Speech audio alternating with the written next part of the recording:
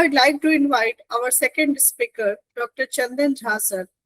Dr. Chandan Jha is an eminent economist, distinguished academician, and globally respected scholar in the field of development economics.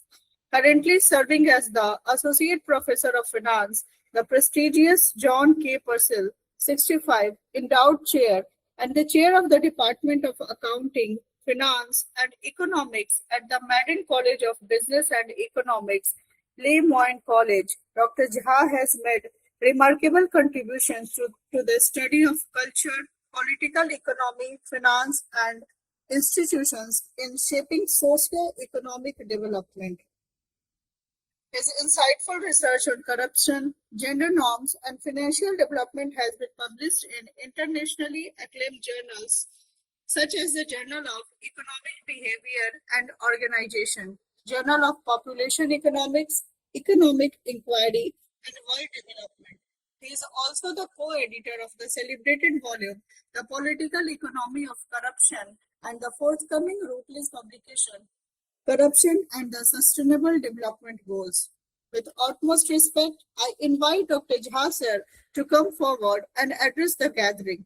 Today he is going to address us on the topic Navya-Nyaya and the foundations of legal logic and institutional economics perspective. Over to you, sir. Thank you so much. I am deeply grateful to the WAAR committee, conference organizing committee, for inviting me to this talk. With a little bit of, I guess, shame, I must admit that before this conference, I did not know that how much contribution Mithila had made towards the logic and the institutional issues, which is very close to me, which I work on, corruption and institutions. So today, actually, my talk would be slightly different than, I guess, most of the professors here who are talking about the contribution of Mithila, and very, very rightfully, to culture, right, and arts. What I am going to talk about is that contribution of Mithila was not only limited to culture and war, but it did something extraordinary, which we barely talk about, and it was lost somewhere. And what I'm going to talk about is that how that knowledge, when it was lost, what is its ultimate cost that we are paying as a society. And what I'm going to actually show you, maybe it's time to share my screen now.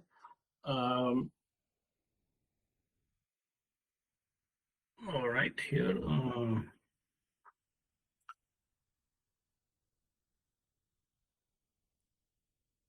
Okay, I do have here. Okay, yeah, okay, perfect.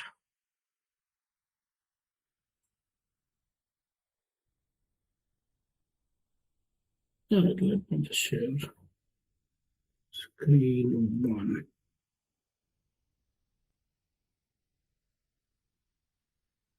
All right, so can you see my screen now? Can you see my screen? Can somebody please confirm that you can see my screen? Yes, sir. Yes, visible. It is visible, sir. Awesome, thank you so much. Okay, so let me go to the first slide here. Yes, so what I'm going to then talk about here is that how this legal logic that was developed in Mithila centuries ago has, is playing a very, very important role in today's development. So, so this is my agenda to talk about. First, I'm going to talk about very quickly how this institutional economics is playing a very, very important role, how scholars are recognizing that institutions are important. Then I'm going to move to the Mithila's contribution to Navya-Nyaya, and how Mithila played a very, very important, it provided a lot of knowledge, which I suppose it was lost somewhere. And then I'm going to talk about something related to Bihar, because most of the Mithila region is in Bihar and part of the Nepal.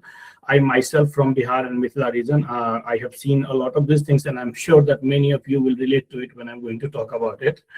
And then this is also related to some of my research. And the last one is again something that I have been working on.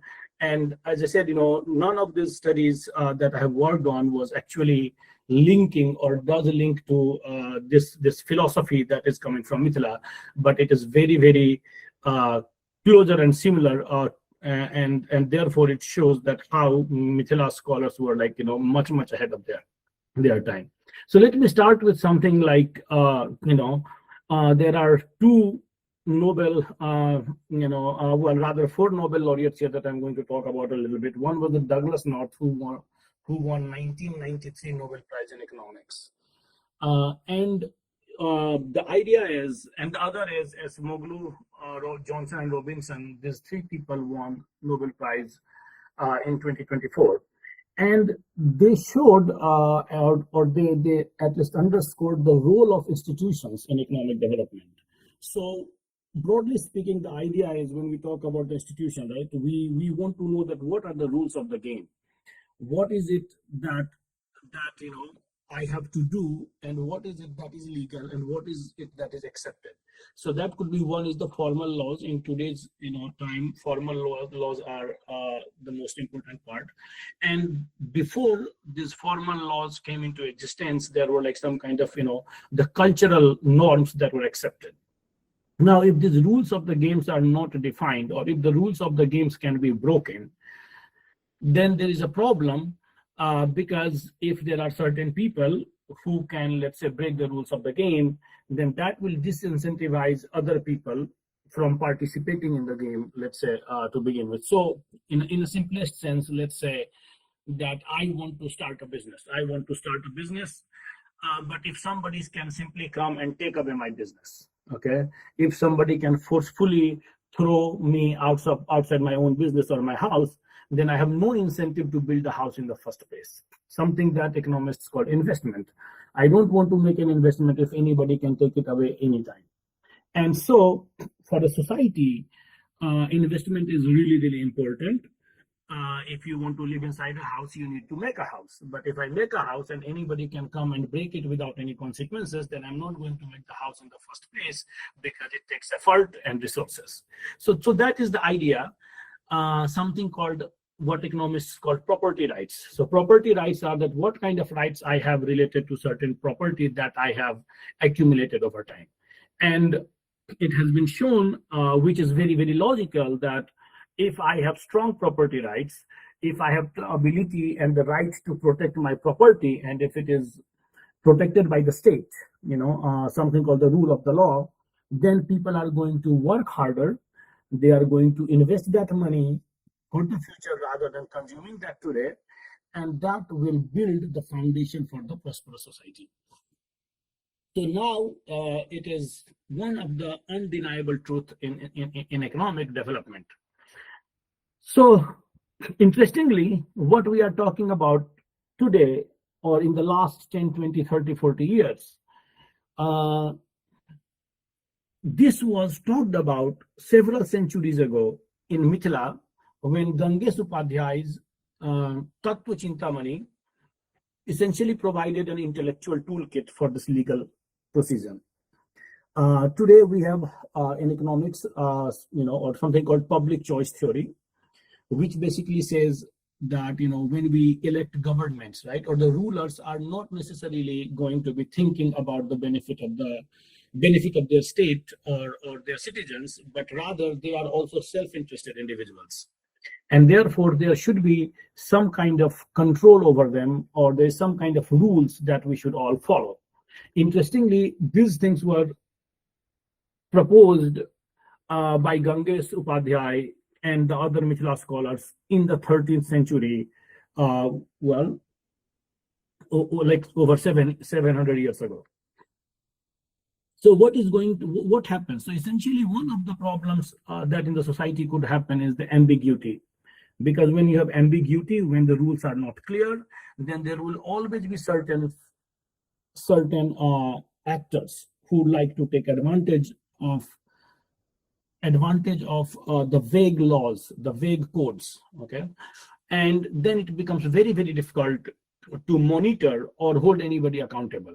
And in such cases, then there will be different actors, right? It could be bureaucrat, it could be some kind of businessman or anybody, right? They might want to take advantage of this loopholes, and they might want to extract rent rather than generate wealth. Okay, so if you, for example, many a times when you go and when you try to get a work done, and when you have to face public bureaucrats, and then you ask them, okay, what to do, and then if there is a loophole in the law, or if there is subjectivity in the interpretation, then what these public officials will do is that they will use that opportunity to extract rent, which, by the way, in simple words, we also call bribery or corruption. Okay, which happens, quite many times, a lot more times than we would like to happen. So, what was the contribution? What was the contribution of some of the like Navya-Nyaya? So, the idea was that in the Navya-Nyaya, the language was created in such a way that you wanted to remove ambiguity. You wanted to keep languages so clear and strict that ambiguity was not there, and therefore there was a very, very small chance that anybody could utilize the vagueness of the codes to extract rents. Uh, and this was not only said in the words, right, or in the book, but in the Mithila culture, it was also, this exactitude was promoted through Sastrarth, right? In fact, the King Janak's kingdom, right, was very, very famous for the Shastrarth, where what would happen is that the sages, right, or the learned people or the scholars will engage into this public debate. So instead of saying that, okay, I believe that and this is true, what Mithila culture at that time and the scholars promoted was that they will get into the intense debate. And that debate was based on logic rather than strong beliefs. Even the beliefs, they were like, okay, if you have a belief, then the belief must also be substantiated through some kind of logic or some kind of evidence, rather than just saying, okay, just because I believe that, this is true. So that was promoted as well.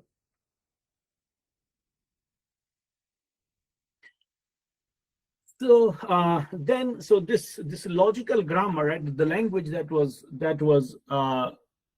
made very precise, that was eventually then used by the legal scholars, who applied these rigorous tools to Dharma Shastra, which is the law, right, and the Rajniti, the polity that we talk about. And that's where the work of Chandeshwar Thakur comes, who was serving as the Minister of Peace and War.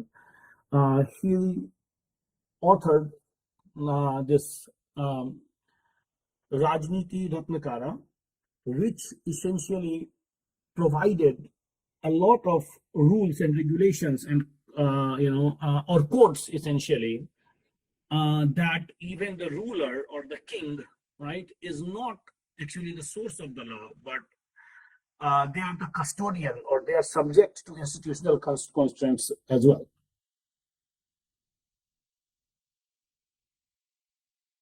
So Thakur, he essentially rejected the politics with romance. He viewed the king as an agent whose power must be checked by codified law and advisory council, which we know as amatyas. And he meticulously codified administrative qualifications, and he provided a kind of structure that will prevent bribes and corruption in the royal court. So one of the reasons that many scholars today cite that why public officials engage into bribery activity is that they are not paid enough salary, or they are not paid a salary that can help them sustain their livelihood, for example. And so something like that was long recognized by this Mithila scholar. In his Rajniti Ratnakara, he provides these different codified laws that, okay, what should be the qualifications of an administrator, what kind of salary we should be providing them, that they will not engage into rent extraction opportunities. Because if you pay somebody enough salary, and then if there is a threat that if they were found guilty of certain acts, right, or bribery or corruption, then they will be fired.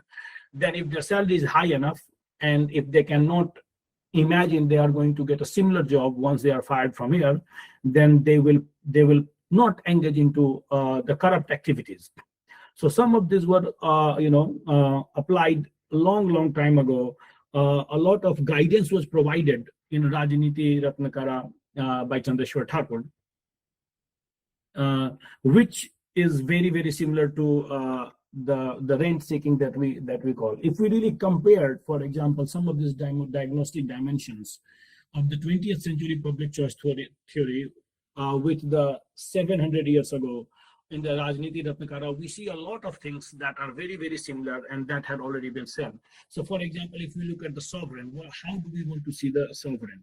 So today, the scholars, they don't look at the sovereign, or they don't look at the rulers, right? So let's say we are talking about India, right? So the prime minister, for example, or if we are talking about the US, the president, right? Whoever is the leader of the country, we do not look at them. The public choice theory does not look at them that, okay, they are only going to do what is good for the state, but rather they are also looked at as a self-interested utility maximizer. So what we want to say is that the political leaders, their first objective is, or their main important objective is that how to return in power. And that might sometimes come at the cost of the interest of the masses. Okay. In the 13th century, Rajniti Ratnakara, this kind of inherent institutional risk was also recognized, and it demanded a restraint. So what kind of restraint we are doing? So today, for example, we have this constitutional economics. The constitutional economics essentially says that rather than individual policies that can be simply made by, let's say, an individual or a group of individuals, we should have certain kind of constitutional law that should be followed. Okay. Something like that was in Rajniti Ratnakara, where there was separation of will and code. So imagine that there was a king, right? And so king, instead of imposing his will howsoever they wanted, they followed certain codes, and they had this kind of advisory councils. So in most kingdoms that we know, it was provided that there will be a council of ministers, right? And the king, while the king still was the supreme authority and made the decisions, they will get advice from their ministers, right? And then they will try to make a decision which is not based on their whims, but rather what is the best decision given the situation, as far as you can predict. Okay. Similarly, today we have something called rent-seeking mitigation. So rent-seeking means when there is an opportunity for an individual who is serving in the state capacity, right? So, for example, any bureaucrat who has been entrusted with the authority to provide some kind of service which is issued by the state, and now that person uses that authority given by the state to extract rent, or to, let's say, simply take bribes. For example, you might have, many of you might have a driving license. When you go and get a driving license, well, you might have had to pay a bribe, or you might, go to land reform, right? And you want to get something done, and you might have to pay bribes. So these are all rent-seeking opportunities, which is created due to the state entrusting some authority to these individuals, or to carry out these tasks. So how do we do that? How do we stop that? So the modern public choice theory will then say, well, hey, why don't you just limit state intervention? So you provide state intervention should be the least, let the market forces work. Of course, you have the regulatory bodies that prevent monopolies, so that not any single entity becomes that big that they can take advantage of their situation, and they can engage in rent-seeking activities as well. In 13th century, when Chandeshwar Thakur wrote this Rajniti Ratnakara, he talked about, again, similar things. He talked about that, okay, bureaucracy should be compensated in a proper way. They were professionalized, they were trained to deal with these issues. And the laws were coded, which made it further difficult for the bureaucrats, right, to extract rents.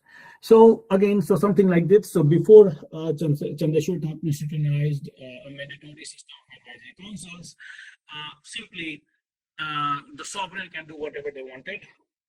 Again, even after that, a king was the king. It's not like that, well, king couldn't do. But after that, at least the king was supposed to consult with amatyas, who were their ministers. And then there were jurists, which we called pragbivaks. And the jurists also made decisions. They're very, very codified law. And if some kind of dispute will arise, something will happen. They came in, they used the courts, they used the legal systems, whatever existed, and then they made a decision based on that rather than on any belief or whims. Now, how does that help? One of the biggest ways this helps is the transaction cost. So what is the transaction cost? The transaction cost is whenever you do something, some kind of transaction happens, and there is a cost associated with that. Okay, so let's say, I don't know, let's take a simple example. When you go and when you take a loan, there is an intermediary, there is a bank, and there is some kind of cost that is associated with that transaction. And the higher is the transaction cost, that means the more money is lost, or the more resources are lost between this economically beneficial transaction that could have happened, and higher transaction cost essentially reduces economic activity. So this Douglas North, which we talked about earlier, the economic performance hinges on the property rights enforcement. So again, property rights means the rules should be very, very clear. There should be no ambiguity. So perhaps a simple example I could give you is, imagine that I'm talking about, I have a garden, okay, and my neighbor has some cattle, okay. In my gardens there are some fruits and vegetables and flowers, and my neighbor has cattle. And then one morning I wake up and I find out that all my garden, all my fruits and vegetables have been ruined by my neighbor's cattle. Now, whose responsibility is it? Is the rule defined that whose responsibility it is? So who is responsible for this? Is it my neighbor or is it me? It doesn't matter who is responsible as long as it is clearly defined. So we could define the rules in one of the two ways. One rule could be that it is my responsibility to fence my garden so that neighbor's cattle cannot come inside my garden and ruin it. Or the other way we can define it is that my neighbor is supposed, or everybody is supposed to put their cattle on leash so that they cannot go and destroy one's garden. So once we have clarified the rule one way or the other, then we know whose responsibility it is. And therefore, if my garden is destroyed, we can pinpoint the blame on whoever that is according to the law, and we can take necessary action. When that happens, then it is much more clear for me whether I should have a garden or not, or whether I should keep cattle or not. So we are talking about these important rules of the game, which are really, really important for a society to flourish. And a lot of these things, as I have talked so far, was talked about. Again, Gangesh Upadhyay started with the Navya-Nyaya, where he provided this language where this ambiguity was removed, and then Chandeshwar Thakur, he codified many of these laws. Unfortunately, I believe that somewhere it was lost. Many people didn't know, and that brings me to something that I'm working on. I have a paper which is a very interesting. It is more like a theoretical, qualitative analysis, where we are looking at a simple thing that many of you might be facing. When I go to my village, 20% of the people, when I talk to them and I ask, hey, how is the life? And then 20%, it's a conservative estimate, and they tell me the problem with them is the problem that they are facing is something related to their land. Okay.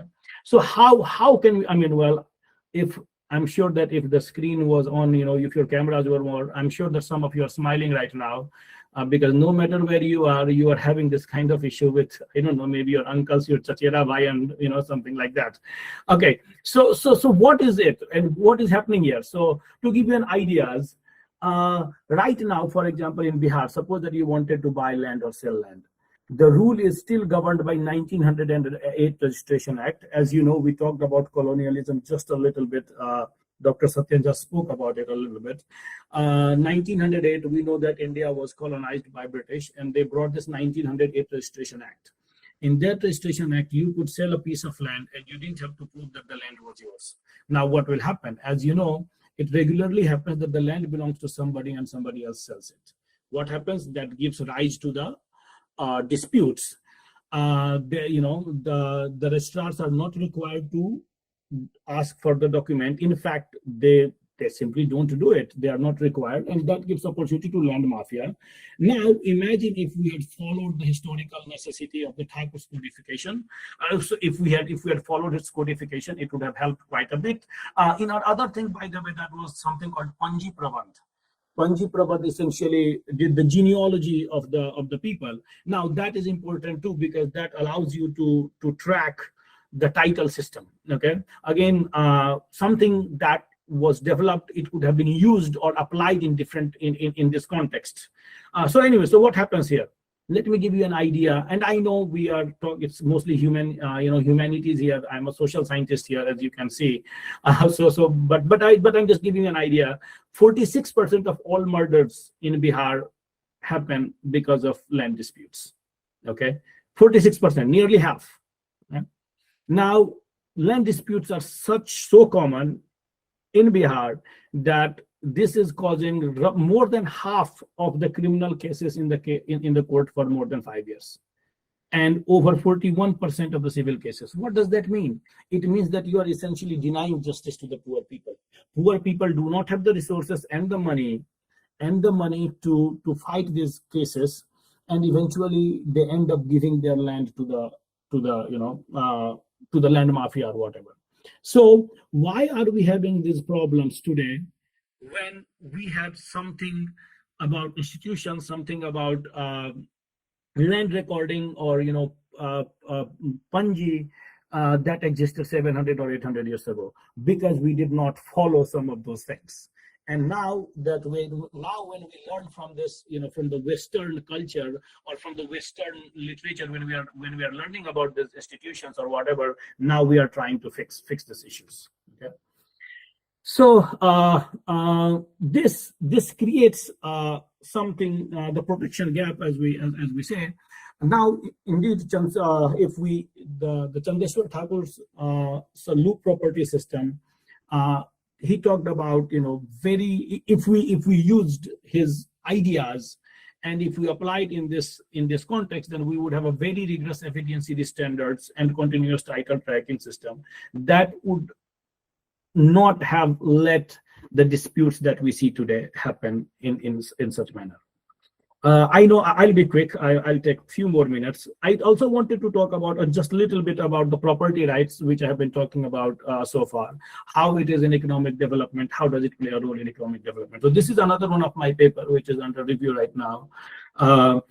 So what we are talking about, the idea when we talk about the program protection gap is essentially when you do not have legal guardrails, when you do not have institutions to support you, then it creates some kind of regressive tax.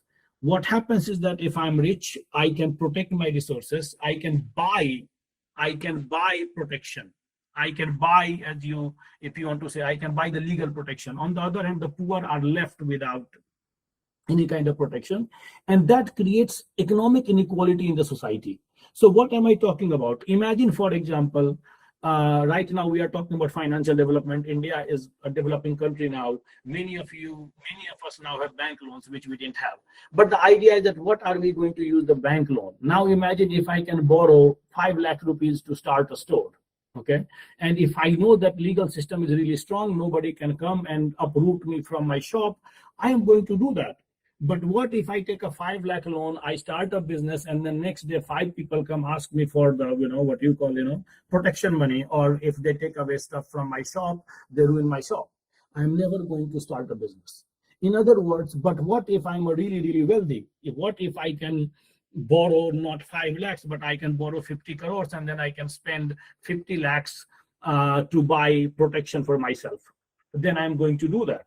And so when that happens, the rich becomes richer because they use their own resources to protect their worth, their money, their resources. But the poor do not have the ability to do that. So what poor will do, if they earn 5 rupees, they are simply going to use that rupee to consume today rather than looking out in the future. Okay, this is one of the things that as a human beings we have to think about, right? Human beings are probably the only creatures who think about the future and not only the present. Okay, so what we find is essentially the same thing, that when you have property rights in countries where property rights are strong, in countries where rule of law is strong, in those countries, as the country gets more developed, or people have access to financial resources, the income inequality goes down. In other words, poor are taking advantage of the banking system, let's say financial development system, and they are using that to get themselves out of the poverty. On the other hand, if in a country property rights are weak, rule of law is weak, in those countries poor are not utilizing the resources provided to them by the financial system. Rich, on the other hand, do, and therefore the income inequality rises even further. Okay, so the next thing, by the way, that these Mithila scholars did is that they did not only keep it limited to that, okay, we did bring this, that there should be this kind of law or there should be this kind of courts, but they also spread it through vernacular literature. And that is where, for example, Vidyapati's Purush Pariksha comes into the role, where this Purush Pariksha has like several essays, and in those essays he said, how should people behave? How should how to be, like Purush Pariksha is the test of man, right? So what does it mean to be a good man? So it talks about the bravery, it talks about the intelligence, it talks about different kind of characters, right, or different kind of that people should display. So a lot of these things, for example, relates to the modern economics. The virtuous minister that we call like Medhavi, right? The intellectual.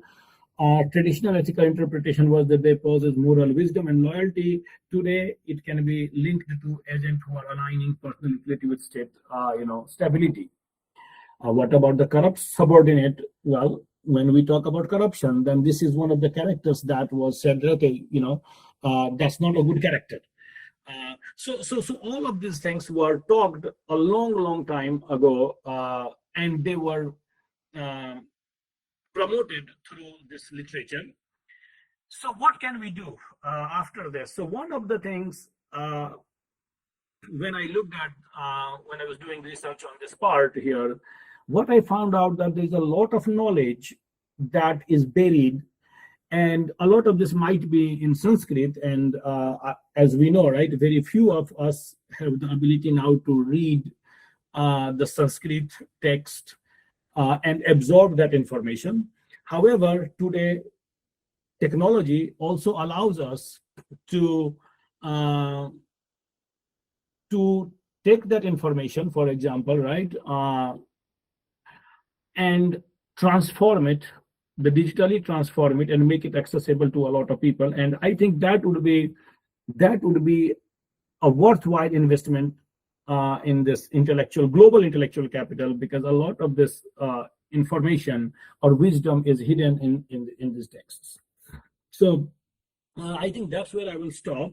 Thank you so much. I did want to notice, as you could have seen, I have used, for the presentation part, I have used the Gemini and the Notebook LM. They were very good at making like this, this nice,